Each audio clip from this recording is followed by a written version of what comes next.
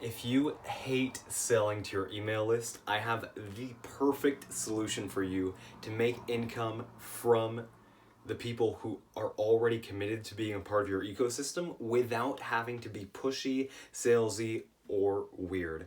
Welcome back to the Bonaventure MS Digital Marketing Show. My name's Jonathan, and today I want to talk to you about an email newsletter style that we call the In Case You Missed It email newsletter. And this can be done either daily or weekly. There's a very specific structure, and I'll go over all that with you in a sec. But first, I want to tell you why this is at the front of my mind right now. So there's one client who I have who I'm working with, and she's very much against the idea of daily emails. If you're on my email list, you know that, you know that we send out something every single day, not for the last few weeks because my brother's had coronavirus and he's slowly dying and he's responsible for that. But once he recovers, he'll start sending out those daily emails again.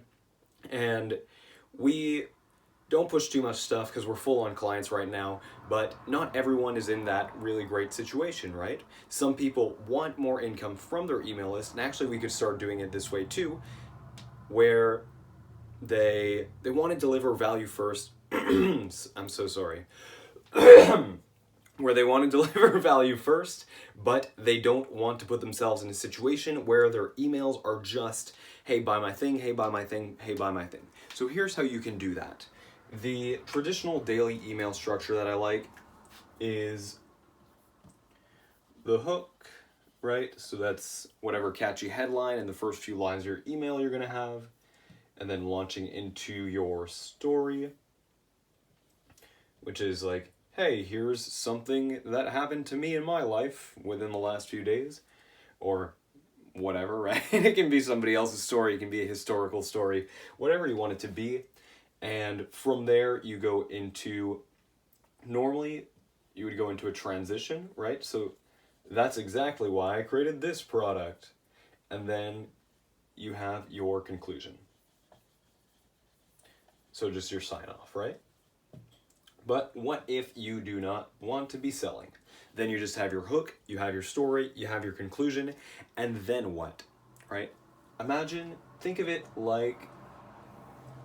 Think of it like you were still living in 2003 and everyone had a TV, right? And that's where they get all their info from.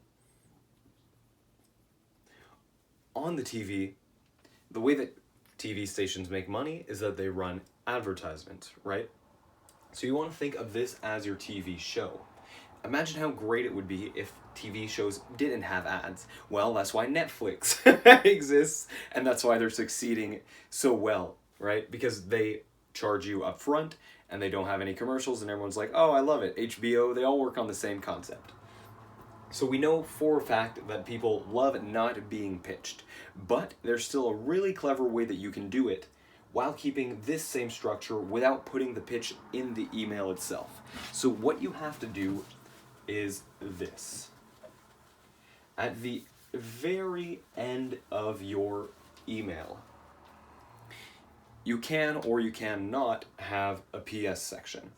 And I do recommend having a PS section most of the time, just because you can weave in different elements, right? You can make new offers, you can reinforce the offer that you already made, but you can do the In Case You Missed It as well, which isn't a strict PS. Let's say you have your sign off, right? So like, love Jonathan, because that's totally how you write to your email list.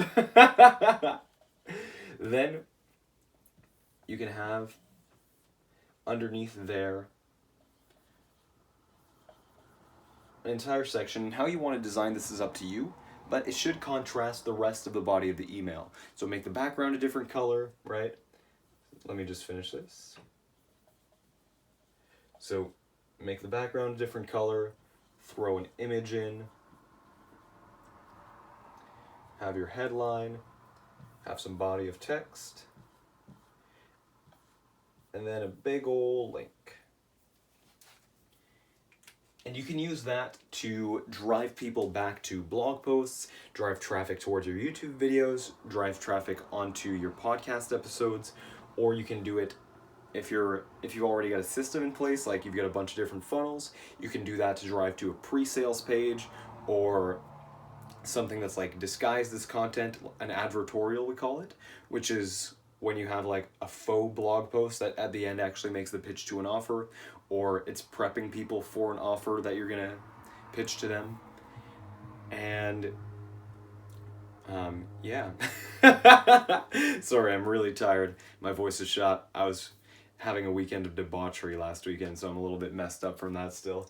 But you can have a link driving to your content, you can drive it into a funnel, or you can drive it to affiliate offers, right? So if you aren't comfortable making offers all the time, being super salesy, this is what I'd recommend. Just background, different color, make it contrasting, have a headline, an image. You should have this part here of in case you missed it, or you can have like recent news in the world of finance, or however you want to frame it, a little bit of body copy, and then have a link directing them to wherever you wanted to go from there. So in the case of my client specifically, I'm going to be recommending that we do this to drive it back to the podcast because that's what she wants to do. And we're probably going to test this style versus just putting the links up in the body.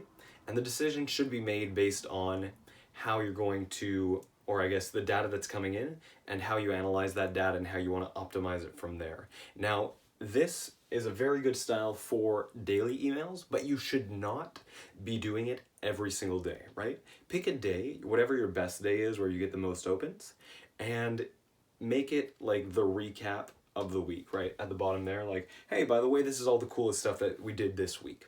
Or you can have it repeating if you want to drive a lot of traffic back all the time. You can do it 2 or 3 times a week, but don't do it too much because it's going to cause banner blindness. And what banner blindness is when, like let's say you're on Facebook, right?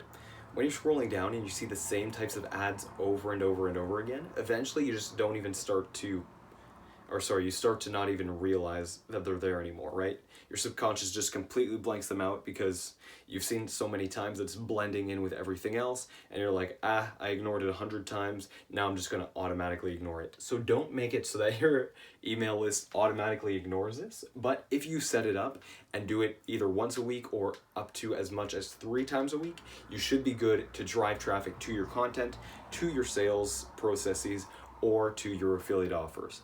So on that, I'm going to leave you. Have an amazing day. If you have any questions, comments, concerns, DM me. Let me know what's going on, and I'd be more than happy to help you out. And I'll talk to you tomorrow.